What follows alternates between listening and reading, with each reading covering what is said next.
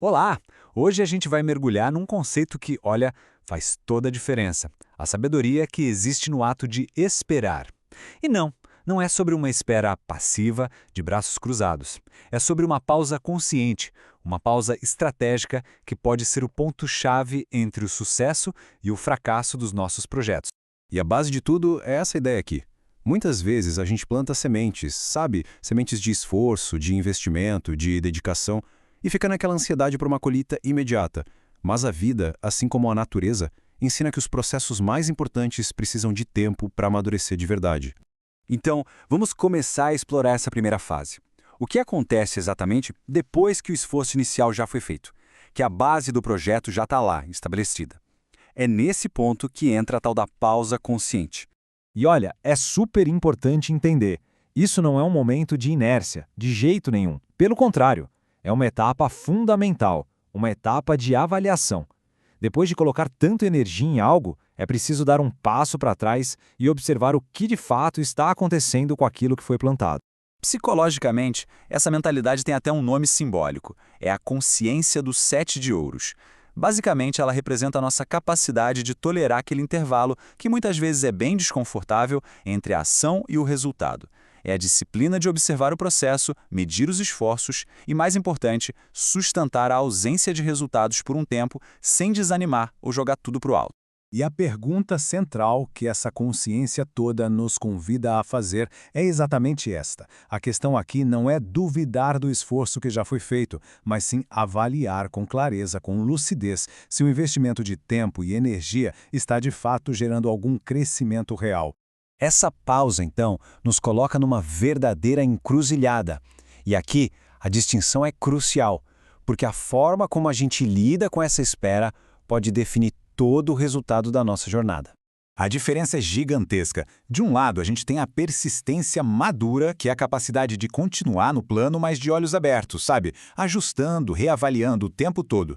Do outro lado, tem a insistência cega, que é basicamente seguir em frente por pura inércia, sem nem se perguntar se aquele caminho ainda faz sentido. O ponto todo é aprender a diferenciar um do outro. E a consequência de não fazer essa distinção é bem clara. Ou a gente desiste um pouco antes da colheita por pura impaciência, ou então continua investindo energia em algo que já deu todos os sinais de que não vai dar em nada por pura teimosia. Essa pausa para avaliar que calibra a nossa jornada. Mas e quando a gente não consegue integrar essa consciência da espera? O que acontece? Bem, é aí que a pressa toma conta, e o tempo, que deveria ser um aliado, acaba se transformando num inimigo. Os sintomas são velhos conhecidos, né? Aquela impaciência que não dá sossego, uma frustração que vai crescendo em silêncio, a mania de ficar se comparando com o progresso dos outros, a motivação começa a sumir e a mente fica presa naquele looping de pensar em como as coisas já deveriam estar diferentes. Em termos psicológicos, essa sombra pode ficar ainda mais profunda. Ela pode virar uma ansiedade por resultados, um desânimo gigante depois de tanto esforço e, claro, uma tendência forte a desistir no meio do caminho. Ou, pior, a continuar só por inércia, sem uma revisão de verdade. Mas, felizmente, existe outro caminho. É o caminho integrado, onde a gente aprende a usar o tempo a nosso favor. Vamos entender como isso funciona.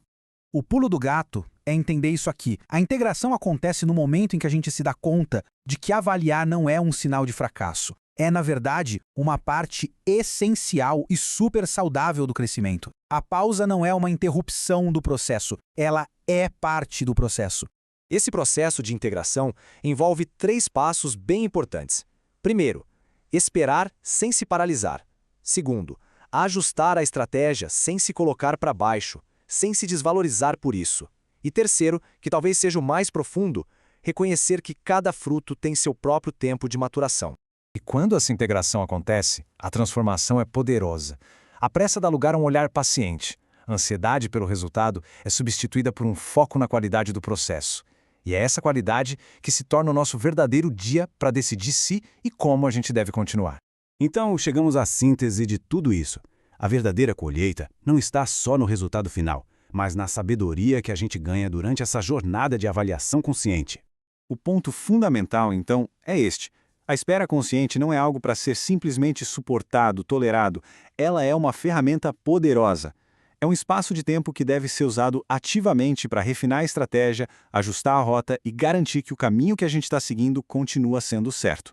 Resumindo, é essa consciência que nos dá força para sustentar o intervalo, que muitas vezes é longo e cheio de incertezas, entre o plantar e o colher. É a confiança no crescimento real, aquele que não acontece no nosso tempo, mas no tempo certo.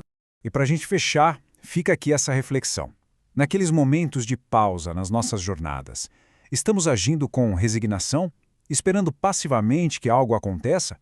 Ou estamos usando esse tempo para uma avaliação lúcida, consciente e estratégica do caminho que escolhemos? A resposta para essa pergunta pode ser a chave de tudo.